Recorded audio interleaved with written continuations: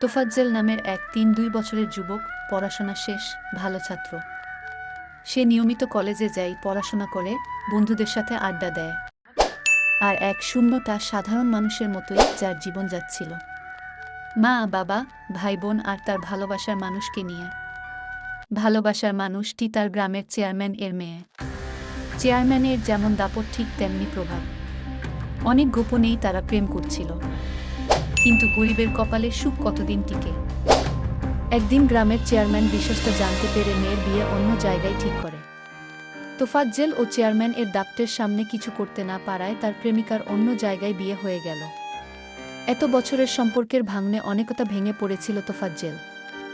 এমনিতেই মনের কষ্ট, তার উপর সড়ক দুর্ঘটনায় তার বাবা মারা গেল।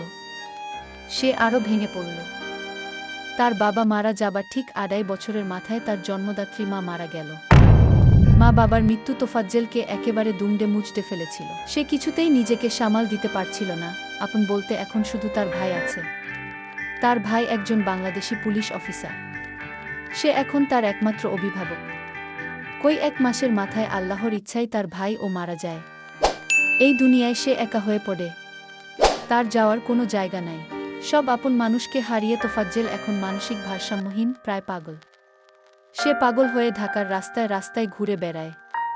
ঘুরতে ঘুরতে একদিন গিয়ে ঢুকে পড়ে ঢাকা বিশ্ববিদ্যালয়ের মধ্যে। ওই দিন ঢাকা বিশ্ববিদ্যালয়ে ফুটবল টুর্নামেন্ট চলছিল।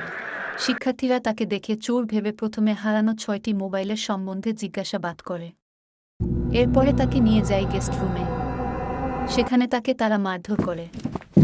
একটা পর্যায়ে তাদের ক্যান্টিনে তাকে ভাত খেতে দেয়। খেতে খেতে তোফাজ্জল হোসেন বলেছিল, আপনাদের ক্যান্টিনের খাবার অনেক মজার।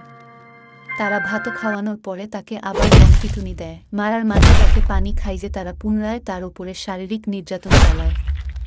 তারা তার পায়ে, হাতে, বুকে ও পিঠে আঘাত করে। তার পা থেকে রক্ত বের হতে থাকে।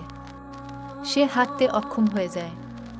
একটা পর্যায়ে তাকে ঢাকা মেডিকেল কলেজে হাসপাতালে নেওয়া হলে চিকিৎসকগণ তাকে মৃত ঘোষণা করেন। মূলত পাশবিক নির্যাতনের জন্যই তার প্রাণ গিয়েছে। শুধুমাত্র সংগ্রহের বসে আক্রমণাত্মক হয়ে তার উপরে এই জুলুম, এই অত্যাচার করা কি ঠিক হয়েছে? বিষয়টি সামনে আসতে শিক্ষার্থীরা পলাতক, সামাজিক যোগাযোগ মাধ্যমে মানুষ প্রশ্ন তুলছে। স্বাধীন দেশে এ কেমন আচরণ?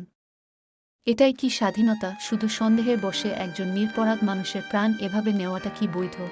জাতির কাছে হয়তো স্বর্গীয় তোফাজ্জল হোসেনের প্রশ্ন, তোমরা কি ঠিক করলে আমার সাথে? কেউ আমার মনের কষ্ট দেখলে না, কেউ দেখলে না আমি কত মানসিক কষ্টের মধ্যে দিয়ে যাচ্ছি।